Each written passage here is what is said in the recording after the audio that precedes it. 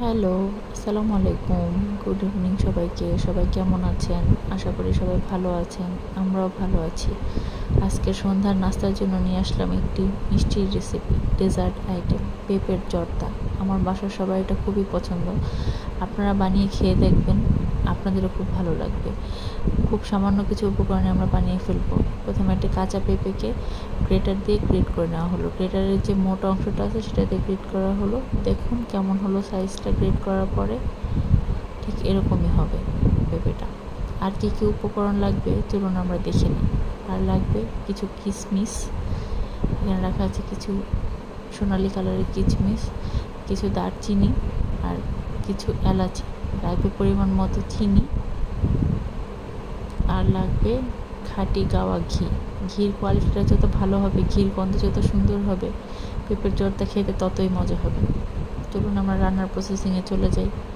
প্রথমে একটি পাত্রে কিছু পানি গরম করতে দেওয়া হয়েছে। পানিটা যখন ফুটে আসবে তখন পেঁপেগুলো দেওয়া হবে। পানির মধ্যে কিন্তু লবণ অথবা তেল কোনো কিছুই দেওয়ার দরকার নেই, শুধু প্লেন পানিতে 1 থেকে 2 মিনিটের জন্য পেঁপেটাকে ভাপিয়ে নেবেন। পেঁপে যদি বেশি সময় ধরে আপনি সিদ্ধ করেন তাহলে কিন্তু জর্দা বানানোর সময় ওটা হালুয়া হয়ে যাবে। কাজে খুবই সাবধানে 1 থেকে 2 মিনিটের বেশি অবশ্যই নয়।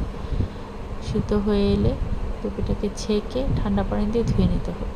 দেখুন পেঁপেটা একটু সিদ্ধ হচ্ছে। আমরা এখন রান্নার পরবর্তী ধাপে চলে গেলাম। চুলায় জাল ধরিয়ে একটা পরিষ্কার শুকনো পাত্রে প্রথমে দিয়ে দেওয়া হবে ঘি। পরিমাণ মতো ঘি দেওয়া হলো, 2 টেবিল চামচ পরিমাণ। ঘিটা একটু গরম হয়ে আসবে, এরপরে আমরা দিয়ে দিব গোটা গরম মশলা, দারচিনি, এলাচি এবং কিশমিশ। দারচিনি, এলাচি এবং কিশমিশটাকে একটু ভাজতে হবে। একটু ভাজি হয়ে আসলে আমরা পেঁপেটা দিয়ে দিই। একটু ভাজি হচ্ছে দারচিনি, এলাচি এবং কিশমিশটা। এখন আমরা পেঁপেগুলো দিয়ে দিচ্ছি। পেঁপেটা একটু ঘিয়ের সঙ্গে ভাজি করতে হবে। ঘি, দারচিনি, এলাচি এবং কিশমিশের সঙ্গে পেঁপেটাকে একটু ভাজি করে নেব।